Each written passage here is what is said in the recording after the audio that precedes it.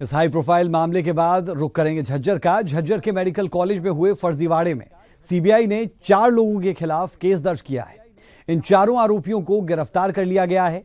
मामला कॉलेज की मान्यता दिलवाने के नाम पर रिश्वतखोरी से जुड़ा है।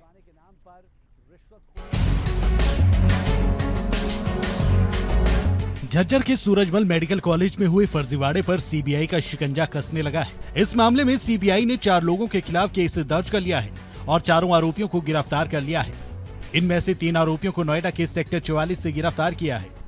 आरोपियों को 5 दिन के रिमांड पर लेकर पुलिस पूछताछ कर रही है। जानकारी के मुताबिक चिकित्सा मंत्रालय के कई अधिकारी और बोर्ड के वरिष्ठ अधिकारी भी सीबीआई के रडार पर हैं।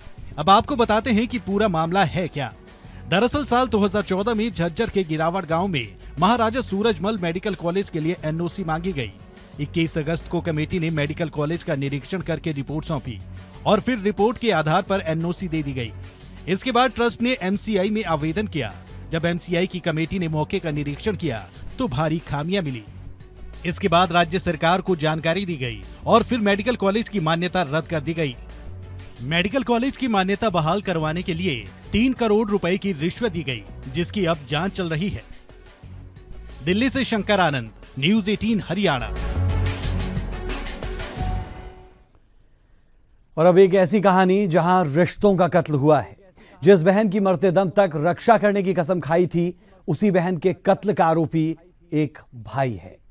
सोनीपत के गांव खुबडू में निर्मम हत्या का मामला सामने आया।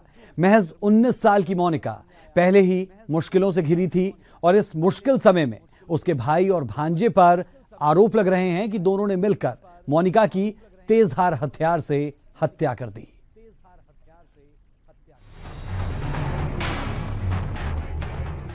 एक तरफ पूरा भारत रक्षाबंधन का त्योहार मना रहा था और एक तरफ एक बहन की सांसें निकल रही थी। हैरानी की बात यह कि सोनीपत के गांव खुबड़ू में बहन के कत्ल का आरोप और किसी पर नहीं बल्कि उसके भाई पर लगा है। 19 वर्षीय मोनिका के कत्ल का आरोप सिर्फ उसके भाई पर ही नहीं बल्कि उसके भांजे पर भी है। आरोप है कि मोनिका की चाकुओं से गोदकर दोनों ने मिलकर निर्मम हत्या की है। सूचना मिली थी कि वहाँ मोनिका नाम की एक लड़की को तेज हथियार से किसी उसके परिचित ने ही काट दिया है। पुलिस मौके पर पहुंचे जब हम वहाँ पे उसको लड़की को तो पीजीआई खानपुर ले जा चुके थे। वहाँ से पता चला जो मृतका है उसकी बहन के लड़के रोहित ने उसको चाकू से काट दिया। मोनिका पर जानलेवा हमले के बाद उसे अस्पताल भी पहुंचाया गया, लेकिन युवती ने इलाज के दौरान दम तोड़ दिया। मृतका रोहतक की समर गोपालपुर की रहने वाली थी और सोनीपत अपनी बहन के पास आई थी। सवाल ये कि आखिर ऐसा क्या हुआ कि भाई ने अपनी ही बहन को मौत के घाट उतार दिया।